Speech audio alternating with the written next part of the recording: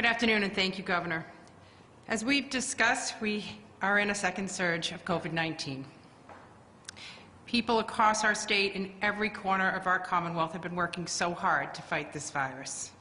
And we are grateful for the cooperation and the creativity of the many businesses that make up our main streets and downtowns to help us stay safe, to protect our workforce and consumers alike.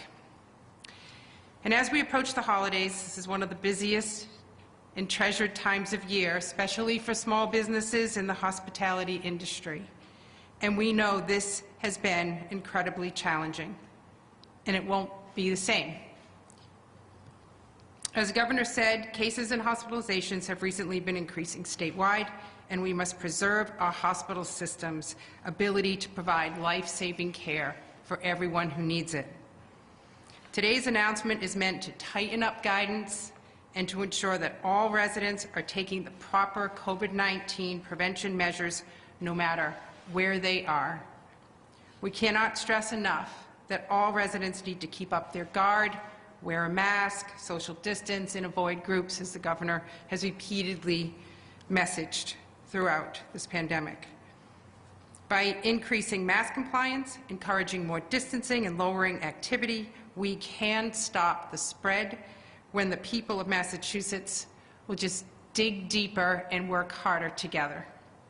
We've proven we can stop the spread of COVID-19, and I'm certain that our residents can and will rise to the occasion once again.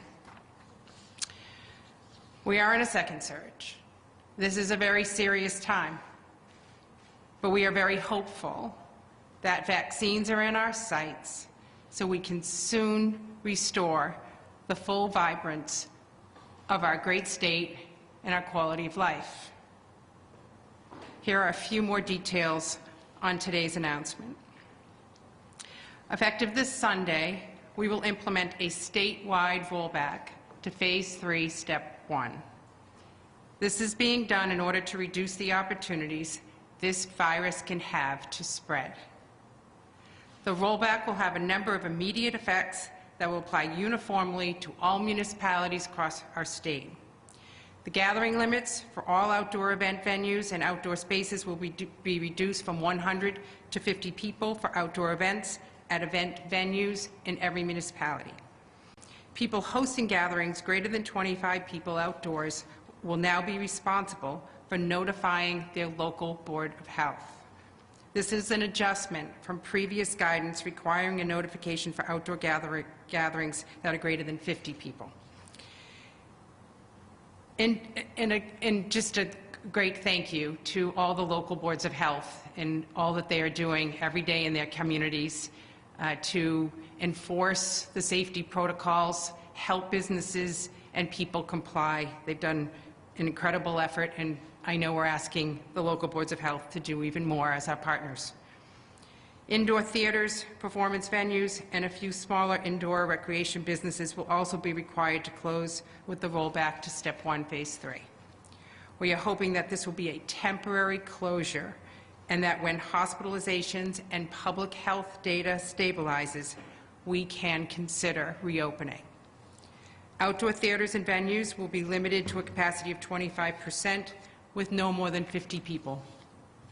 Other sectors, including arcades, certain recreational businesses, driving and flight schools, gyms and health clubs, libraries and museums, will operate with a reduced allowance of 40% capacity in all communities.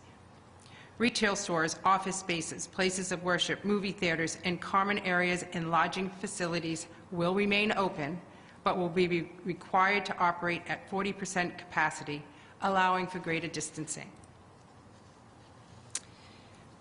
With regard to our restaurants, we've asked a lot of our restaurant owners and operators across our state all throughout this pandemic. And as we know, social settings where people are unmasked have been a challenge. The restaurant community has gone to great lengths to enact safety protocols from partitions to outdoor dining, and has done a great job operating safely. They've been creative, they've been innovative, and they've really worked hard to make people feel safe coming in and out of their establishments, and most importantly, to allow their workers to feel safe, providing the services in their restaurants day in and day out. But as the governor said, it's important that we keep striving to use every prevention strategy that we have and that we know of to fight COVID-19. In order to improve safety at restaurants for patrons and staff, patrons will no longer be allowed to remove masks as soon as they are seated. Masks must be worn at all times unless eating or drinking. So this allows the server to be masked and the patron to be masked, for instance, when ordering your meal, to protect both parties. In addition, table sizes will be reduced from 10 guests so that no more than 6 people will be seated per table. We also urge patrons to dine only with people in their own household to reduce the risk of transmission. All tables at restaurants will have a 90-minute time limit. We've seen some clusters associated with social clubs, and these clubs are reminded that they must follow the restaurant rules if they are providing food service. Musical performances will no longer be allowed in restaurants, and food court seating will be closed in malls. In gyms and fitness centers, masks will now be required at all times. For office workers, our rules for mask wearing will be adjusted to require all office workers to wear masks. Workers must wear face coverings at all times except when within their own individual workspace and alone, or where a medical condition or disability makes wearing a face covering unsafe. Face coverings will be required for all workers and guests in all common areas and in meeting rooms, even when 6 feet of distance can be maintained. We are also encouraging employers to close or limit use of break rooms where workers may congregate. Employers, if possible, please allow your workers to continue teleworking as we've continued to see spread in the workplace.